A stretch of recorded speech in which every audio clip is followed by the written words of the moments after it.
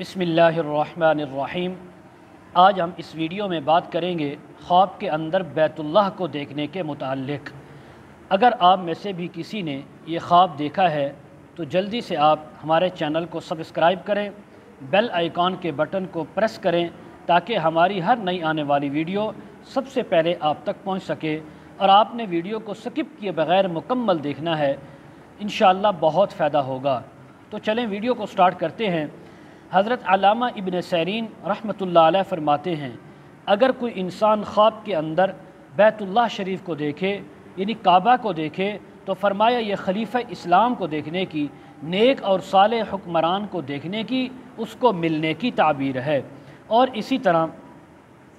اگر کوئی خواب کے اندر یعنی کعبہ شریف کے اندر بہت اس کو خوبصورت دیکھے، بہت اچھا دیکھے، تو اس کے ایمان کے اندر زیادتی ہونے کی تعبیر ہے۔ اگر کعبہ شریف کو خراب حالت میں دیکھے یا کم دیکھے یا چھوٹا دیکھے تو اس کے دین اور اعمال کے اندر کمی اور نقصان آنے کی تعبیر ہے۔ اسی طرح اگر کوئی خواب کے اندر دیکھے کہ اس نے خانہ کعبہ کا طواف کیا ہے، اس کے ارد گرد چکر لگا رہا ہے، لبیک اللہم لبیک کی صدا لگا رہا ہے، تو فرمایا یہ اس کے دین و اعمال کے اندر اصلاح ہونے کی اور اس کا نیک اعمال کے کرنے کی اس کو توفیق ہوگی۔ اور اسی طرح وقت کا جو خلیفہ ہے وہ بھی اللہ کے حکم سے سکون اور راحت پائے گا، اس کی رعایا بھی سکون اور راحت پائے گی۔ اسی طرح اگر کوئی خواب کے اندر دیکھے کہ اس نے احرام کو باندھا ہوا ہے اور رخ اس کا کعبے کی طرف ہے، کعبے کی طرف وہ جا رہا ہے، تو فرمایا یہ اس کے ایمان، اس کے اعمال، اس کی صلاحیت کے اندر بہت زیادہ اضافہ ہونے کی تعبیر ہے۔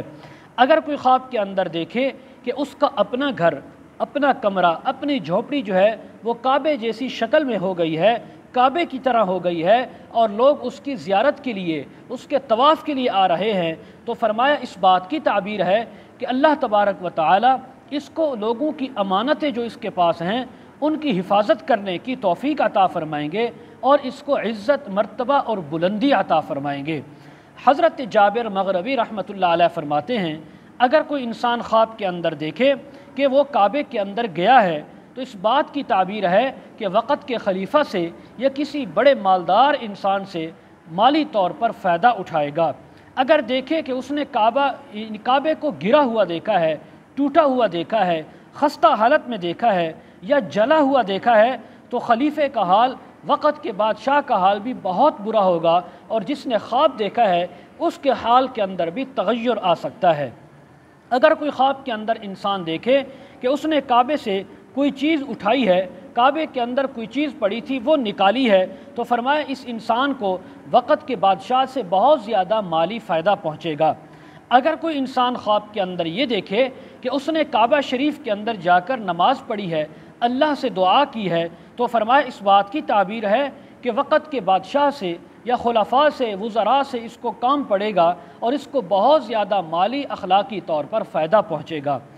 حضرت ابراہیم کرمانی رحمۃ اللہ علیہ فرماتے ہیں، اگر کوئی انسان خواب کے اندر دیکھے کہ اس نے کعبے کو دیکھا ہے اور کعبے میں نماز پڑھی ہے، کعبے کا طواف کیا ہے، تو یہ اس کے ایمان، اس کے اسلام اور اس کے ایماندار ہونے کی تعبیر ہے، علامت ہے۔ اگر اپنے آپ کو کعبے کے اندر موجود دیکھے تو فرمایا اس بات کی بھی تعبیر ہے کہ اللہ تبارک و تعالی اس کو دشمن کے شر سے، حاسدین کے حسد سے، جنات کے شر سے اللہ اس کی حفاظت فرمائیں گے، جیسا کہ حق تعالی کا فرمان ہے، وَمَن دَخَلَهُ كَانَ آمِنًا، اور جو شخص اس میں داخل ہوگا وہ امن میں رہے گا۔ تو جو بیت اللہ کے اندر اپنے آپ کو خواب میں بیٹھے ہوئے، نماز پڑھتے ہوئے، سوتے ہوئے دیکھے تو دشمن کے شر سے، خوف سے امن میں آنے کی تعبیر ہے۔ اگر کوئی انسان خواب کے اندر دیکھے کہ اس نے حجر اسود کی طرف رخ کر کے حجر اسود کو بوسہ دیا ہے، اس کو چوما ہے، تو اس کی ایک ہی تعبیر علماء نے بیان کی کہ اللہ تبارک و تعالی اس کو حج کی سعادت عطا فرمائیں گے۔ حضور علیہ السلام کی قبر مبارک کی زیارت کر رہا ہے، اگر یہ اس نے خواب کے اندر دیکھا یا مقام ابراہیم کو دیکھا تو تب بھی یہی تعبیر ہے کہ اس کو حج یا عمرہ کی سعادت نصیب ہوگی اور یہ امن اور سلامتی کے ساتھ وہاں سے واپس آئے گا۔ اگر کوئی انسان خواب کے اندر اپنے آپ کو کعبہ شریف کی چھت کے اوپر موجود دیکھے تو یہ بد مذہب ہونے کی تعبیر ہے، دین سے پھرنے کی، اعمال کو چھوڑنے کی تعبیر ہے۔ حضرت جعفر صادق رحمہ اللہ تعالی فرماتے ہیں اگر کوئی خواب کے اندر کعبہ شریف کو دیکھے تو فرمایا اس کی 4 تعبیریں ممکنہ ہو سکتی ہیں۔ نمبر 1 خلیفہ وقت کو ملنا، نمبر 2 خوف سے امن میں آنا، نمبر 3 وقت کا ایمان یعنی امام بننا، نمبر 4 ایماندار اور مسلمان ہونا اور خوف سے امن میں آنا۔ مزید اگر آپ اس کے متعلق تعبیریں، وظائف اور مسائل پوچھنا چاہتے ہوں، استخارہ کروانا چاہتے ہوں، روحانی ازدواجی مسائل کے سلسلے میں بات کرنا چاہتے ہوں، خود یا اپنے بچوں کو آن لائن قرآن مجید پڑھانا چاہتے ہوں، ویڈیو کے کمنٹ سیکشن میں یا ڈسکرپشن میں ہمارا واٹس ایپ نمبر موجود ہوتا ہے، آپ لوگ ہمارے ساتھ رابطہ کر سکتے ہیں۔ وآخر دعوانا ان الحمد للہ رب العالمین۔